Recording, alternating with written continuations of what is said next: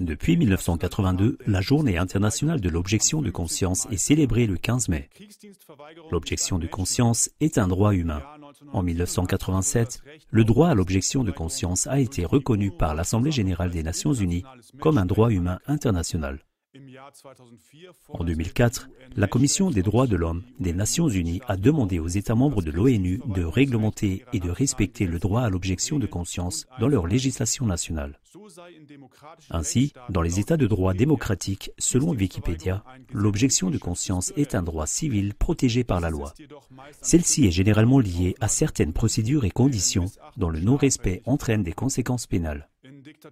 Dans les dictatures et en cas d'état d'urgence imposé par l'État comme la loi martiale, l'objection de conscience est souvent illégale et traitée comme un délit. Mais comment ce droit humain qu'est l'objection de conscience est-il appliqué par les pays les plus divers? Quel État s'avère être un État de droit démocratique et lequel une dictature? Ci-dessous, quelques pays sont passés sous la loupe. Dans les anciennes républiques soviétiques d'Azerbaïdjan et du Turkménistan, les objecteurs de conscience risquent des peines de prison de plusieurs années. Plusieurs objecteurs de conscience ont déjà été jugés en Chypre du Nord. En Turquie aussi, les objecteurs de conscience sont persécutés. Il n'est pas surprenant que dans la Corée du Nord dictatoriale, l'objection de conscience soit punie par des peines pouvant aller jusqu'à l'internement dans un camp. Mais même en Corée du Sud, pays prétendument démocratique, les objecteurs de conscience ont été persécutés pendant des décennies. En 68 ans, près de 20 000 objecteurs de conscience ont purgé un total de près de 37 000 années de prison. Ce n'est que fin 2019 qu'une loi sur l'objection de conscience a été promulguée. Mais le service de remplacement, d'une durée de 36 mois, doit être effectué dans des prisons. Cela correspond à peu près au double de la durée du service militaire normal. Les tâches quotidiennes des objecteurs de conscience dans les prisons comprennent l'entretien et l'hygiène. Les États d'Asie du Sud-Est, Singapour et la Thaïlande, ne reconnaissent pas non plus le droit à l'objection de conscience. En Érythrée, pays situé au nord-est de l'Afrique, des femmes et des hommes sont enrôlés de manière arbitraire, parfois jusqu'à 20 ans de service. Beaucoup ont donc quitté le pays. Israël ne connaît qu'un droit limité à l'objection de conscience pour les femmes astreintes au service militaire. L'objection de conscience des hommes est traitée comme un refus d'obéissance ou une désertion. Tagesschau.de a rapporté le 16 avril 2025 que les objecteurs de conscience deviennent un problème pour Israël. L'armée israélienne dépend de ce que l'on appelle les réservistes, qui peuvent être appelés après leur service militaire jusqu'à l'âge de 40 ans. Depuis l'incursion du Hamas, le 7 octobre 2023, plus de 100 000 réservistes auraient refusé de servir dans l'armée israélienne.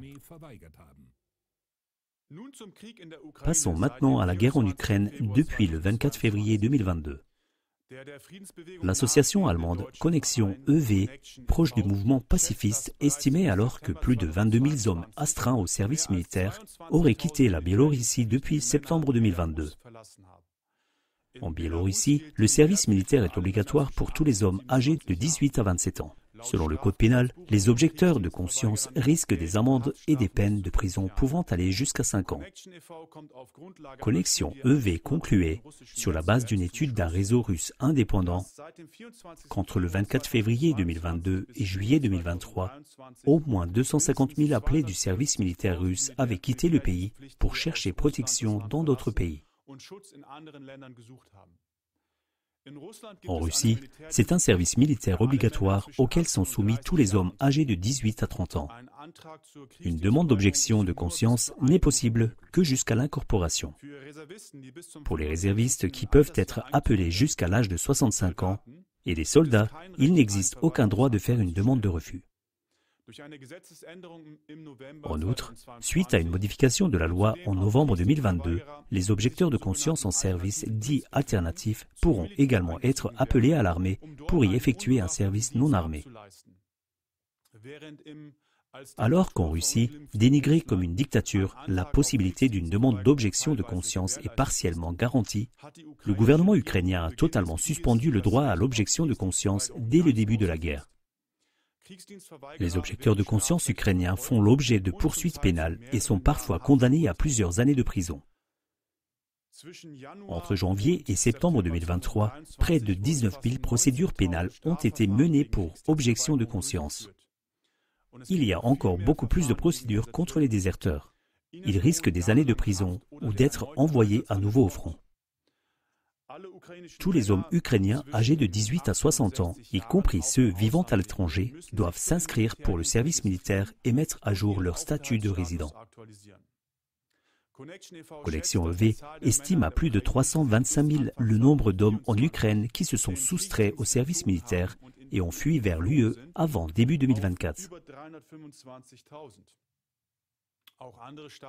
D'autres États qui ont certes un droit à l'objection de conscience en temps de paix le limitent ou le suppriment complètement en situation de guerre. Leur masque démocratique tombe et leur vrai visage inhumain apparaît. En effet, le droit à l'objection de conscience s'applique même en cas d'urgence nationale menaçant la vie de la nation, comme l'a écrit dans une publication le Haut Commissariat des Nations Unies aux droits de l'homme. Il est significatif que les politiciens et les médias occidentaux justifient leur soutien à l'Ukraine en prétendant que l'Ukraine est sur une base démocratique. C'est ce qu'a fait par exemple SRF dans son entretien quotidien du 22 août 2023 avec Christian Hardinghaus, chercheur spécialisé en propagande et historien allemand.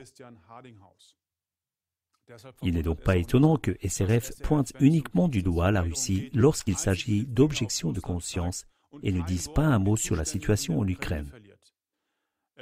SRF se révèle ainsi être le porte-parole de la propagande du gouvernement ukrainien et donc un parti de guerre.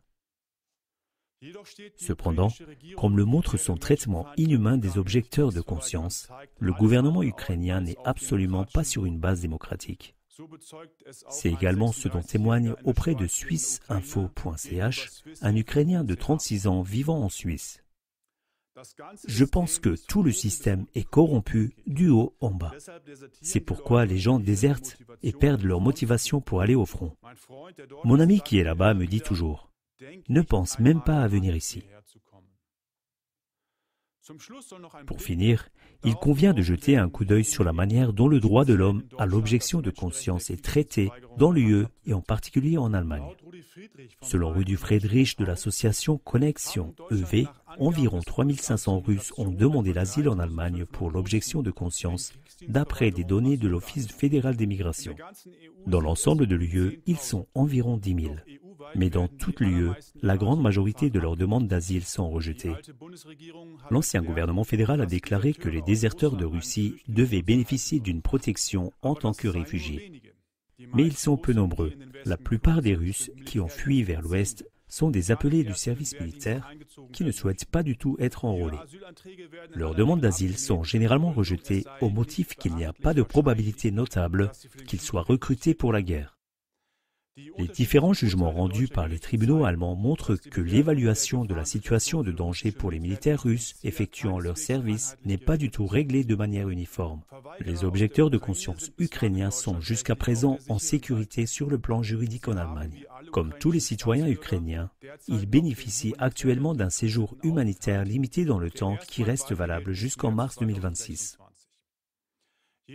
Cependant, le gouvernement ukrainien fait de plus en plus de pression sur le gouvernement allemand pour qu'il lui livre des hommes aptes au service militaire. S'il s'agit d'une résistance à l'autorité de l'État, l'extradition est tout à fait autorisée. Ainsi, une décision de la Cour fédérale de justice du 16 janvier 2025 concernant le renvoi d'objecteurs de conscience ukrainiens a fait grand bruit. Celui-ci ne pourrait pas avoir une plus grande portée. Selon le juriste René Boyke, qui a travaillé 7 ans pour l'Office fédéral des migrations et des réfugiés, la Cour fédérale de justice a violé la dignité humaine et commis plusieurs erreurs. La Cour fédérale de justice est de l'avis suivant. Si une personne poursuivie dans le cadre d'une procédure d'extradition refuse le service militaire pour des raisons de conscience, elle doit néanmoins être extradée si son pays d'origine demandant l'extradition est attaqué par la force des armes en violation du droit international. Sachant que l'espérance de vie moyenne d'un soldat de première ligne dans l'est de l'Ukraine n'est que de 4 heures, comme l'a déclaré un ancien marine américain à ABC News en février 2023, les droits de l'homme sont bafoués. le Marine américain a combattu aux côtés des forces ukrainiennes à Bakhmut. Selon Boyke, cette décision de la Cour fédérale de justice est lourde de conséquences, notamment pour les Allemands. Citation. Certes, la décision porte en fait sur l'extradition d'un Ukrainien, mais en lisant la décision, on comprend qu'il s'agit en fait de savoir si les Allemands en guerre ont le droit de se soustraire au service militaire. Et la Cour fédérale de justice répond par la négative à cette question en l'exprimant de manière quelque peu confuse lorsqu'elle affirme que la suspension du droit à l'objection de conscience n'est pas impensable. Quel signal la Cour fédérale de justice envoie ainsi? Cela prépare naturellement le terrain pour des développements futurs. Boyke conclut. Soyons réalistes. En cas de guerre, il n'y aura pas de droit à l'objection de conscience en Allemagne. La Cour fédérale de justice ne s'exprime sur cette question qu'au conditionnel, mais elle est néanmoins inhabituellement claire. Tous ceux qui veulent voir voient que l'Europe se prépare à la Grande Guerre. Il faut donc partir du principe que des États de droit apparemment démocratiques comme l'Allemagne et les pays de l'UE se révèlent être des dictatures gouvernant d'une main de fer en temps de guerre. Le droit à l'objection de conscience est massivement torpillé, à dessein, car l'objection de conscience coupe l'herbe sous les pieds des bellicistes. Une alliance d'organisations de la société civile solidaire de toutes les personnes qui s'engagent contre la guerre a publié un appel à l'occasion de la Journée internationale de l'objection de conscience de cette année. Prévenir les guerres au lieu de faire la guerre. Citation. Nous considérons l'objection de conscience comme un élément important pour surmonter la guerre et donc la mort et la destruction dans la guerre. Nous exigeons le respect absolu du droit à l'objection de conscience, même et surtout en temps de guerre. Nous exigeons la protection et l'asile pour tous les réfugiés de guerre, les objecteurs de conscience persécutés et les opposants à la guerre. C'est à eux que s'adresse notre soutien.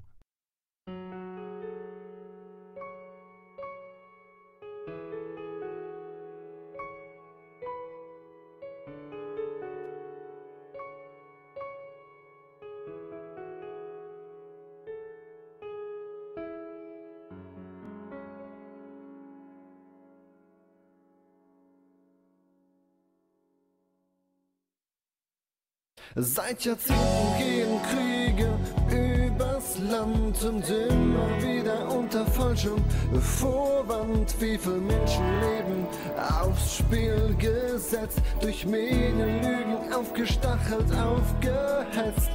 Wir wollen keinen Krieg, stimmen wir auf, dass es diesen nicht mehr gibt.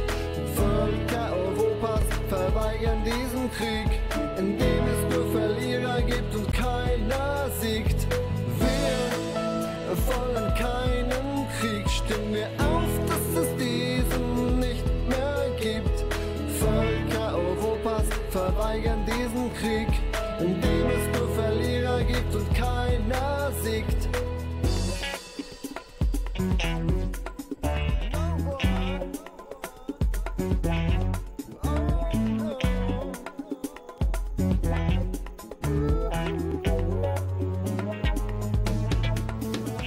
Durch Medienberichte falsch gesetzt, wird auch heute wieder zum Krieg gehetzt. Gegen Russland, gegen China und den Iran treiben sie die Völker in den Toten ihrem Wahn.